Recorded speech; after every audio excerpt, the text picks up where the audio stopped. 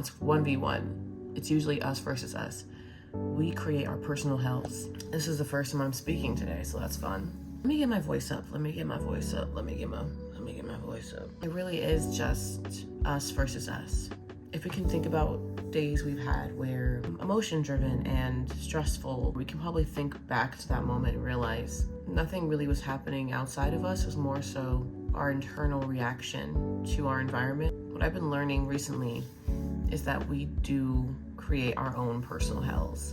It's not anything anyone else is doing. It's not what's happening, because 90% of the time, in my at least circumstances, it's more so what I'm doing up here, what I'm creating up here, what I'm assuming what's going to happen, making up scenarios, all the sort of things freak me out and make my nervous system scared as hell, essentially creating my own personal hell when nothing's happening.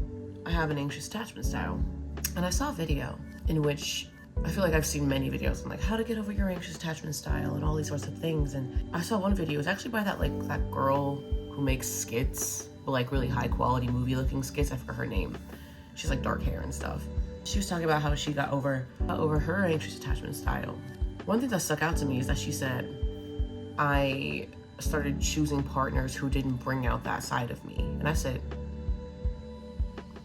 and I bring this up because I feel like if you're like me, where you have an anxious attachment style and in the past you've been with partners who weren't right for you, if you know what I mean, they were quote unquote maybe toxic or just simply not compatible, but you kept resisting it, trying to make it work. And that's what I think, that's one thing anxious attachment people do. We try to make things work. We try to make things fit that don't fit, that aren't supposed to fit, you know? With those kind of partners, I would look up how to get over your anxious attachment style and all those sort of things, because I would have partners who would bring out my anxious attachment. They wouldn't respond for hours. They would not put an effort to see me do all these things. And I took that as a sign of me needing to work harder, and kept activating my anxious attachment style, me wanting to work harder and find a way to be good enough for them to start treating me right? We've done a lot more work than we realize. But the detachment part, just anxiety in general, emotions in general. I've been talking so much about emotions because it is a really intense driving factor, but they are simply just still emotions. For me personally, I have like certain trigger points, like say with like, I don't really experience too much anxiety regarding like friendships in my family anymore. Huge trigger points are like definitely like relationships and work. Like those two things trigger me, my anxious attachment or anxiousness the most intensely. Cause I don't know, I think I have like not trauma bond, I have a huge trigger point, really big traumas with those two areas. And I think that's why I yawned, I'm not crying. That's why I'm very sensitive anxiously to those things. Bringing it in with those little anecdotes. It's always us versus, it's 1v1. It's usually us versus us. We create our personal hells, and we're the cause, we're the solution, we're the remedy. You know what I'm saying? We are the source of our pain. We are also the cure, and which is amazing because especially someone who leans anxious, I always look for external things to make me feel better, external cues, people to say certain things or do certain things to make me feel better, and that's very volatile. It's not consistent. You can't depend on others to make you feel better, to make you feel secure. Having a job, you can't depend on that to feel secure, because I've experienced a layoff within the past couple of months, and that was the most unsettled and anxious and unsafe I've ever felt in my entire life. And we always think we have job security, you know what I'm saying? Not to scare you or anything, like, you know what I'm saying, but like it's like one of those things where we need to depend on ourselves for those factors. And I'm saying that, I'm not saying it in a place from where I think I've mastered it. I'm far from it. Hell, I'm like had an anxiety attack yesterday.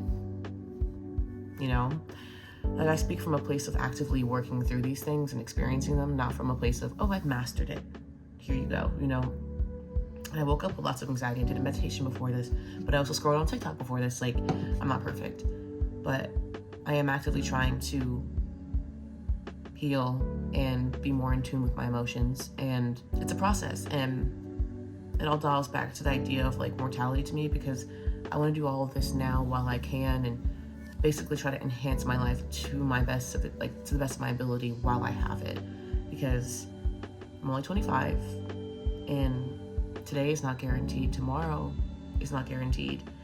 And I've also been watching a lot of content where older people are talking about their regrets and what they wish they did better, and I've seen lots of them, and they keep expressing things of like trying to, that we should like establish that we're good enough within ourselves and don't waste time, don't care about what other people think, like do what makes you feel most joy, and prioritize yourself, and don't stay where you're unhappy. Just all of the sort of things we kind of would assume, you know, but I guess they hit a little harder when we hear those people and see them like in their older state, and they're telling us these things. You can see the regret in their eyes and all that sort of thing. I don't know if I'm titling this "We Are Our Personal Hell," but the truth, we are the cause of our suffering. But it's amazing, and I really thank goodness that we're also the cure. And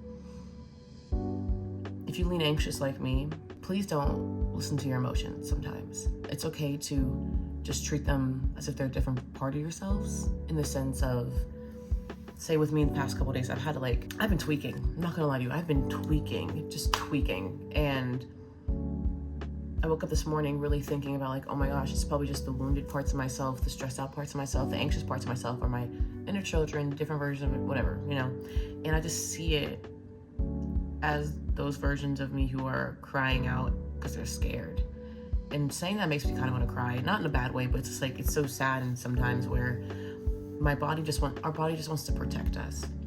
And we don't tweak for no reason. I hope you know that. Say if you lean anxious like me, we don't tweak for no reason. It may seem like it because nothing's really happening, but it's just our body sees a scenario that reminds us of a really painful past or painful experience. So our body starts tweaking, feeling all these scary, scary emotions, because they're trying to give us like radars, like, hey, this could be unsafe for you again. Leave, go away, don't do this, you know? And it's especially hard when it's like a normal scenario. Maybe we're just making up the scenarios because something reminds us of something scary from our past. So our mind starts going in hyperdrive and trying to find solutions and trying to save us and all that thing. And they're freaking out, they're scared. Those versions of ourselves are scared to relive that experience. And it makes sense, because you probably remember what happened to you, and it was terrifying. It was heartbreaking, traumatizing, all the things. So, but it's one of those things where we're in a safe, sometimes we're actually in a safe environment. We are safe, but our body feels like we're not. So it's one of those things, trying to connect those two back to homeostasis and reminding ourselves and self-soothing and holding ourselves, and really, first of all, acknowledging and not beating ourselves up, because I was in that state of like, stop it, you dumb bitch, why are you tweaking? There's something going on. That's unfair to me. And because though those parts of ourselves are just trying to protect us, seeing those parts of ourselves as that scared, for me, little girl or girl who's like, hey Isabel, like that's scary, I'm really scared right now, I don't want to go through that again, I'm really scared. And it's like, it's our responsibility to be like, I'm here, you don't have to be scared, I'm here, you're safe, that sort of thing. Thank you for listening to my pajama spiel. I feel like you're gonna see a lot of these, because I feel like when I take the time to do my makeup and stuff, I just lose momentum and I just don't want to do it. Like, you know what I'm saying? I just don't want to record. So I got up, meditated, recorded. And yeah, that's the video. Thank you for being here, and I will see you in the next one. Bye.